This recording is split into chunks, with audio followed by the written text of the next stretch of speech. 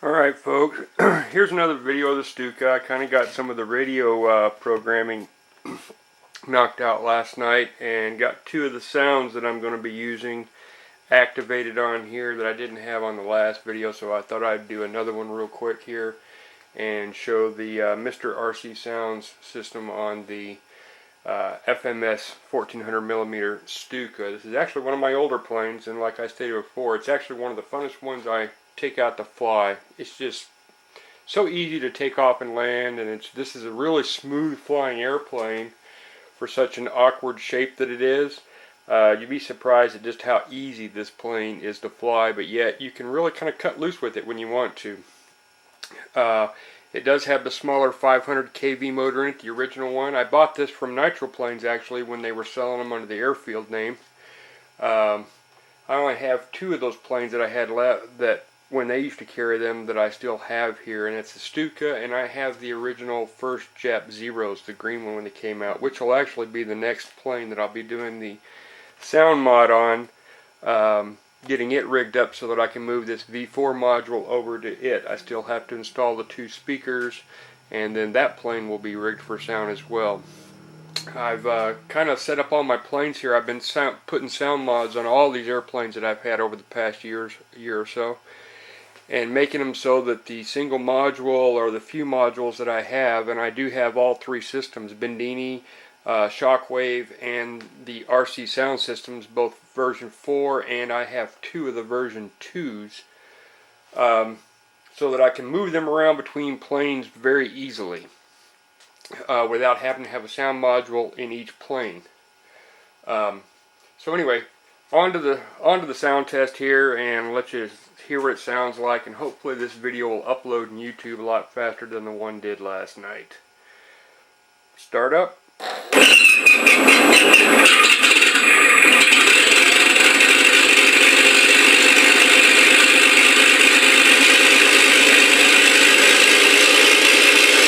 it up to about half throttle, and we'll activate the gun.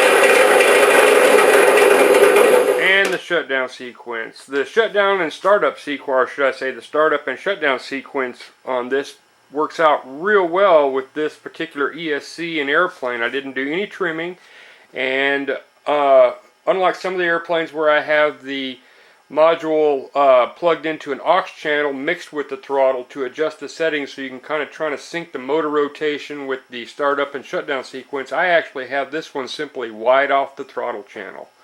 No adjustments whatsoever, just a simple straight Y harness to channel 3 of the throttle, and it synced up perfectly the very first time. Real quickly, to start up, all I do is just budge it slightly forward. Now come back down a bit. Let it play through the idle sequence.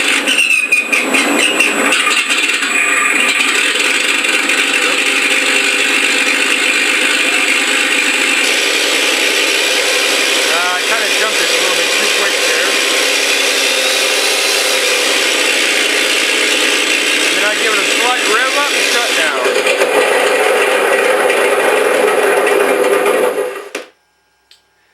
Now then, the system that I've got on here, even though right now I have the Shockwave module fitted for this, but it also has the same 2-inch speakers mounted in it in a similar location, and the sound cards are almost identical in shape.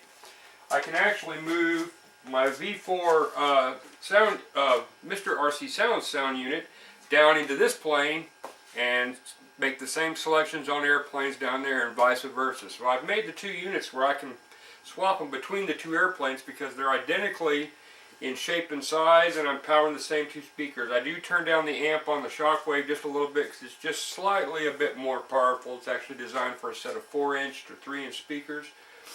But I've already tested it, and it plays them just fine. They sound really nice, and I'm really impressed with Andrew's V4. I've been actually waiting for this in October when I was going to order a V3, and he actually told me about the things that were in the works, so I held off and waited for his V4 to come in, and I'm very impressed with it. And he's still making advancements in it and doing custom sounds, which is above and beyond the Call of Duty.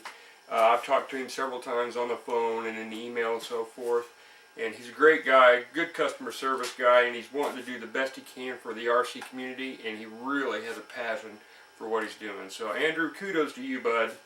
I'm impressed. I appreciate all the sound files that you've done and some of the tweaking you've done, even from the very beginning and so forth, and trying to rush and get caught up on everything here. You're going to do it. Just hang in there, bud. You got a good product. We love it. Again, guys, I'll do it one more time, give you the quick startup and shutdown with some of the two aux sounds that I'm using on here. I may not use the Canon. I'm going to see if I can actually change the Canon sound. It's a little hard to hear over the motor sounds when the engine is playing. It's kind of like the second machine gun sound on the Merlin from the earlier video I did. You can't hear it when the motor's revved up real loud. It's kind of hard to overhear. The machine guns are distinguishable, but the Canon sounds, which I don't have the Canons on here right now because they don't fit on the wing while I have it strapped down to my PVC pipe stand here. But eventually we'll get a good Canon sounds and I'll plug those in. I'm only using an 8-channel receiver on here, and I actually have the dive siren sound before I start this demo again. The dive siren sound I have wide into my flat channel.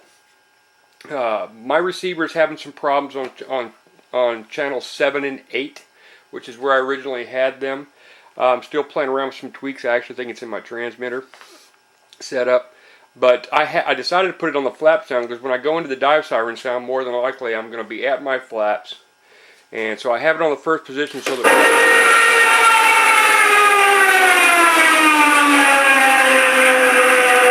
when I drop the flaps, it automatically kicks over the dive siren sounds.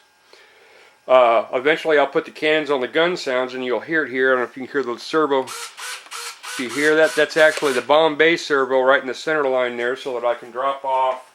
Oh, I got all kinds of things I drop off. I use the Hobby King bomb drop that you can get from the normal, from Hobby King. And this thing works absolutely fantastic, so I can plug in bombs and drop up, and I've got all kind of different things that I plugged in there, parachute guys and egg drops and basket drops and all kind of things. The thing works absolutely flawless. We'll actually drop the bomb here on top of the ME-109. But anyway, I'll have that activated the Canon so that when I drop the bombs, it actually activates the Canons afterwards, because the bomb drops one time, then you have to land and reload it. Machine guns are on, let's see, my machine guns are on a separate channel, are actually plugged into the retract channel. Here is where I coupled those, since this plane doesn't have retracts, and I just put a Y harness on it, plugged it in there, and I'm tapping off of that channel so that I could use that switch for machine gun sound. Now then, the radio's getting low on power here. I tapped this light into the system, into the light system port on his card, just to see how well it worked. I actually have lights on order, high intensity LEDs that I'll put into the guns and plug those in there and plug this back into the lights. But that way I could see that on there, since there's the 3 wires coming off here go to the lights. I just unplugged one, plugged it in there to see if it would work, and it powers it just fine.